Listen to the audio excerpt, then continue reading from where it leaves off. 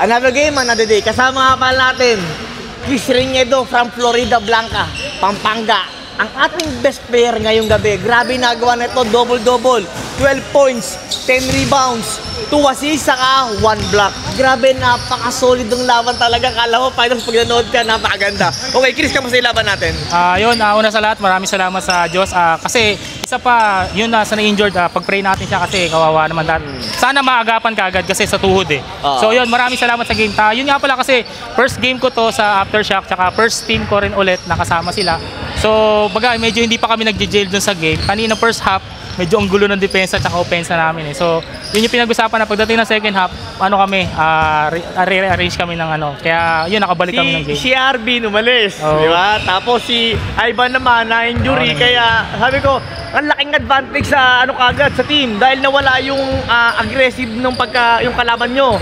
Tapos sa inyo naman, hindi pa kumpleto yung team nyo, pero kahit paano, ang ganda ng chemistry kagad. Pero marami pang darating na game na kailangan yung pagbuhatan lahat ng mga kalaban nyo. Dahil alam ko malakas yung team nyo, solid yung team nyo. Ngayon 3-0 kayo. Kaya alam ko direct magde-deliver. Okay, Chris, ang kalaban nyo ay Amigo this one. 2-0 sila, kayo 2-0 din. Pares walang talo bago magsimula yung game, lalo na yung second half.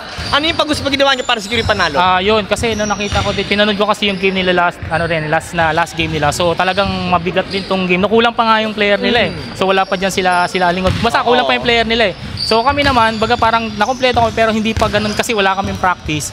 So dito lang talaga kami sa court nagkita-kita. Nag-usap-usap lang kami, depensa.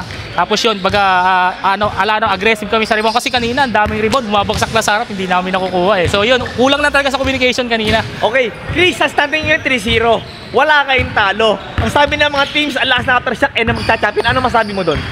Wala pa, malayo pa eh kasi marami pang team na makakalaban. So hindi pa natin makikita hanggat hindi pa natatapos yung plan na yung elimination. So continue lang, one game at a time lang tayo.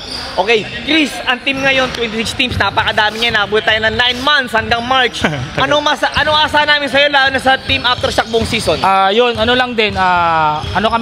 more on defense pa rin kami. Tapos usap.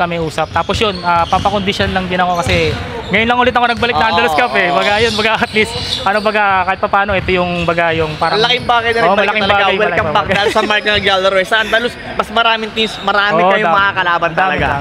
Okay, Chris, shoutout tayo sa mga tropa, sa mga pamilya. Panawagan tayo. Yun, shoutout nga pala sa anak ko sa Pilipinas, sa Pandibulacan, si Ion, yung pamangkin ko, si Kulin, si CJ, yung bayaw ko na si Hatim, tsaka yung kapatid ko na nasa Kuwait, tsaka yung girlfriend ko na si Ella. Yan. Saka yung Boss Grind pala. Shoutout sa Boss Grind. Yan. Saka meron tayong free meal voucher sa ating sponsor. Shoutout sa ating sponsor, Amigo this one restaurant na matagpuan sa Bahrain. Sa kada best player natin. Kasama pa natin ang ating best player of the game, Chris Reñedo, double-double yan, 12 points, 10 rebounds. Thank you, sir. Thank you. Maharlika OFW League Basketball. Uniting Filipinos worldwide. Bahrain, Saudi Arabia, Australia, Japan, Singapore, New Zealand, Kuwait, Qatar, the UAE, Oman, Malta, Taiwan, Poland, the United Kingdom, Spain, Canada, Macau, the USA, Germany, Vietnam, Hong Kong, Malaysia, Austria, and Croatia.